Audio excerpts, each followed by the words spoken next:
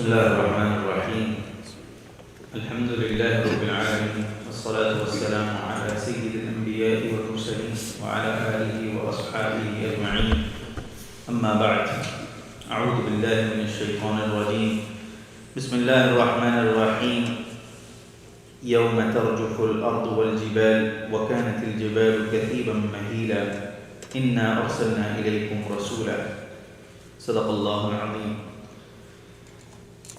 In ayah number 14 of Surah Al-Muzammil, Allah subhanahu wa ta'ala says, on that day when the earth will shake, and so will the mountains, and the mountains will turn into sand dunes that are shifting or moving. This is a reference to sand becoming so fluid-like that it would move like waves in the ocean. This happens even now if you are in a massive desert. Every now and then these sand dunes, they move from one place to another. The wind is the force behind it that causes these sand dunes to move from one location to another, and they keep moving and they change the whole scenery of that place in the desert. But this is not the sand that we're talking about. This is not the desert that we're talking about. This is the mountains that will turn into sand dunes on the Day of Judgment. A lot of things will happen to mountains on the Day of Judgment. In one surah, in Surah Al-Qari'ah, Allah subhanahu wa ta'ala says, وَتَكُونُ الْجِبَالُ كَالْعِهْنِ الْمَنْفُوشِ, that the mountains will become like the cotton. And so, at some point, they will become like cotton and they will fly like the clouds that fly in the sky. And at some point, they will move like these sand dunes that move in the desert. So these are various conditions and descriptions of what will happen to mountains on the Day of Judgment. The whole earth will shake, and so will the mountains. Indeed, we send towards you a messenger who's a witness against you, just like we sent a messenger to Fir'aun. But Fir'aun disobeyed the messenger, so we seized him a stern seizure. فَأَخَذْنَاهُ أَخْذًا وَبِيلًا. Fir'aun, what happened to him is part of the clear history, documented history, undisputed history.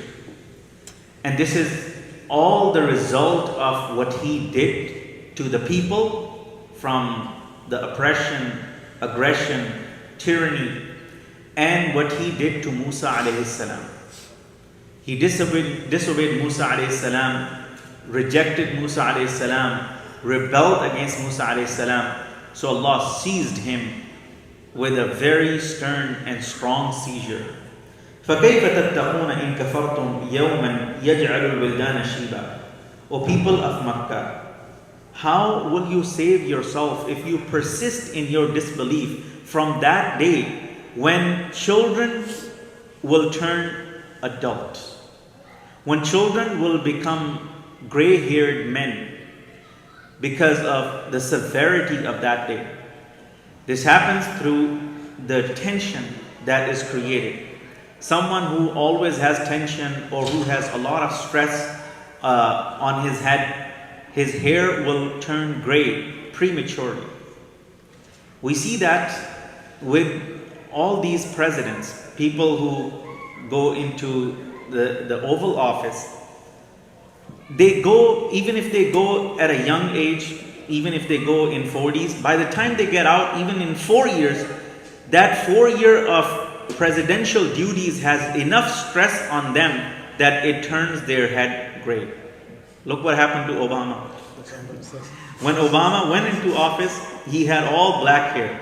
When he came out of office, even if he had come out of 4 years, he had all gray hair. But he came out after 8 years, his head entirely turned gray. You could not recognize. That's because of the stress. Being a president and being a president for 24 hours a day is not something small. It's not something light. It's very, very stressful. السماء منفطر به. Even the sky will fall apart because of that, the severity of that day. كان وعده مفعولا. His promise is going to be fulfilled. Allah's promise is going to be fulfilled. There is nothing that will stop from Allah's promise being fulfilled. إِنَّ هَذِهِ تَذْكِرَةٌ. Surely this is a reminder. فَمَنْ شَاءَ اتَّخَذَ إِلَىٰ رَبِّهِ سَبِيلًا. So whoever wishes should make his way to his Lord, should adopt the way to his Lord by obeying his Lord and by obeying the commands of his Lord. The last ayah is the second longest ayah of Quran. The last ayah of Surah Al-Muzammil, this is ayah number 20. It is the longest, not the longest, the second longest ayah in Quran. The longest ayah in Quran is in Surah Al-Baqarah, which is also called Ayatul Mudayana, which talks about the transactions of borrowing or lending. That's called Dain or Mudayana. That's the longest ayah in Quran, and the second longest ayah of Quran is this one, ayah number 20. Now, ayah number 20 was not revealed along with the previous 19 verses of this chapter. According to majority of scholars, this ayah was revealed 12 months later, a whole year later, and according to other scholars, this ayah was revealed 8 months later. So for 12 months or 8 months, the previous directives were in force and were in effect. All the previous directives, which included observing Qiyamul Layl or Tahajjud prayer. So it was obligatory for a certain period of time. For every Muslim who was, of course, living in Makkah or who was in the fold of Islam, at that time, 5 daily prayers were not in place. 5 daily prayers came down later. Until then, the prayer that was obligatory was only one prayer, and that was Tahajjud prayer. But Tahajjud prayer was not a very short prayer. It was a lengthy prayer. For some, it was as long as the third of the night. For some, it was as long as half of the night. And for some, it was as long as some part of the night. But it was a long prayer. So people were not able to endure it. It was not easy. So Allah subhanahu wa ta'ala abrogated that order, that command, and replaced it with what is mentioned in this ayah. One quick point, why Allah subhanahu wa ta'ala changes things in Quran, or why Allah subhanahu wa ta'ala changes His directives. If we think about what happens in the worldly matters, we know the laws are always being made and being replaced, being changed, being replaced, being modified. All of that is happening. Every state has a legislature. Every country has a legislature. Here we have the House that makes state laws. We have the Congress that makes the federal laws. And in some countries we have Parliament that makes laws. Every country has some body that is assigned this job of making laws, modifying laws, replacing laws. So what happens when we replace a law? We replace a law because we either find it inadequate, or so we find it flawed because we didn't know that something was going to happen, and we found out later something happened and we realized that our law was not effective. Our law was flawed and it was not adequate. Or we find a better solution, so we make a better law, so we replace it. So our laws are changed, replaced, or modified because of our lack of knowledge and our lack of experience. With Allah subhanahu wa ta'ala, this is not the issue. Allah subhanahu wa ta'ala is all-seeing, all-knowing. So for Allah, there is no distinction between past, present, and future. So Allah knows what is going to happen in future. So when Allah mentions something in Quran that was later going to be replaced, He already knew that it is going to be replaced. So the reason why Allah subhanahu wa ta'ala gives one direction or one directive at one point and then replaces it with another, because at one point that directive was needed and that directive was going to be effective. Later, something else was going to be more effective. You can understand that from the perspective of a doctor as well. If you go to a doctor and you say, I have this disease or I have this issue, the doctor may prescribe you one medicine for 3 days and then he says, come back after 3 days. So you go back after 3 days, now the doctor tells you, now don't take that medicine, now I'm replacing that medicine with this medicine. But the doctor knew from the very beginning that for 3 days he's going to take this medicine and this medicine will have this effect. And after 3 days, I'm going to change that medicine, replace it with another one, and that medicine will take him to the next level. Eventually, he will be fully healed. But the doctor is the one who knew the steps all along. The patient didn't. The patient was not told from day one that for 3 days you're going to take this, and then you'll come back, and then 3 days later you'll have this, and you'll have that. So, we do not know what is good for us now. Allah knows.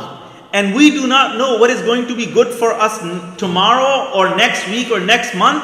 Allah knows. So Allah gives you what is beneficial for you now, and then once He deems it that now something else is needed, He replaces it. So this is what happens with nas in Quran or abrogation in Quran. So tahajjud was mandatory, was required for Muslims for certain time to build their strength and build their endurance. Once they reach that, their training was done. Now Allah subhanahu wa ta'ala, He reduced the burden of that. So this is what Allah mentions in this last ayah. إِنَّ رَبَّكَ يَعْلَمْ أَنَّكَ تَقُومُ أَدْنَى مِنْ ثُلُثَيِ اللَّيْلِ وَنِصْفَهُ وَثُلُثَهُ. Surely your Lord knows that you stand in prayer at night less than 2/3 or half of it or 1/3 of the night. وَطَائِفَةٌ مِّنَ الَّذِينَ مَعَكَ. And also a group of believers who stand with you in prayer. وَاللَّهُ يُقَدِّرُ اللَّيْلَ وَالنَّهَارِ. And Allah is the one who determines the length of the day and the night. Allah determines how long the day is going to be and how long the night is going to be. It changes. In winter we have long nights and short days. In summer we have long days and short nights. It's Allah's taqdeer. وَاللَّهُ يُقَدِّرُ اللَّيْلَ وَالنَّهَارِ عَلِمَ أَن لَّن تُحْصُوهُ فَتَابَ عَلَيْكُمْ. Allah knew, always knew that you will not be able to endure it for too long. You're going to take it for a certain time, but not for the whole life. So Allah subhanahu wa ta'ala had mercy on you. فَتَابَ عَلَيْكُمْ. So He retracted that command. فَقْرَأُوا مَا تَيَسَّرَ مِنَ الْقُرْآنِ. So now read at night in your prayer for whatever you know, whatever is easily possible for you to recite, read that from Quran. عَلِمَ أَن سَيَكُونُ مِنْكُمْ مَرْضَى. Allah also knew that some of you will be sick and some others will be traveling in the land seeking from the bounty of Allah, and there will be others who will be fighting in the path of Allah. So read from Quran what is easy for you. وَأَقِيمُوا الصَّلَاةَ وَآتُوا الزَّكَاةَ. And establish prayer and give zakah. وَأَقْرِضُوا اللَّهَ قَرْضًا حَسَنًا. And give Allah a good loan. This loan that Allah is asking you to give to Him is separate from zakah. Zakah is already there. You have to give it. But Allah is also asking you to do additional charity. Give Allah a good loan. And why what you give to Allah is being considered a loan? Because loan is something that you know you have a promise that it will be returned to you. Whatever you give as a loan, you know it will come back to you. So Allah takes it as a loan because Allah wants you to know that He will give it to you. He will give it back to you. Whatever you give to Allah as a good loan, Allah will give it back to you, plus the reward. وَمَا تُقَدِّمُوا لِأَنفُسِكُم مِّنْ خَيْرٍ تَجِدُوهُ عِندَ اللَّهِ هُوَ خَيْرًا وَأَعْظَمَ أَجْرًا. And whatever you send forward for yourselves from good, you will find it with Allah even better and greater in reward. وَاسْتَغْفِرُ And seek forgiveness from Allah. إِنَّ اللَّهَ غَفُورٌ رَحِيمٌ. Surely Allah is most forgiving and most merciful. وآخر دعوانا الحمد لله رب العالمين. Inshallah from next Tuesday we'll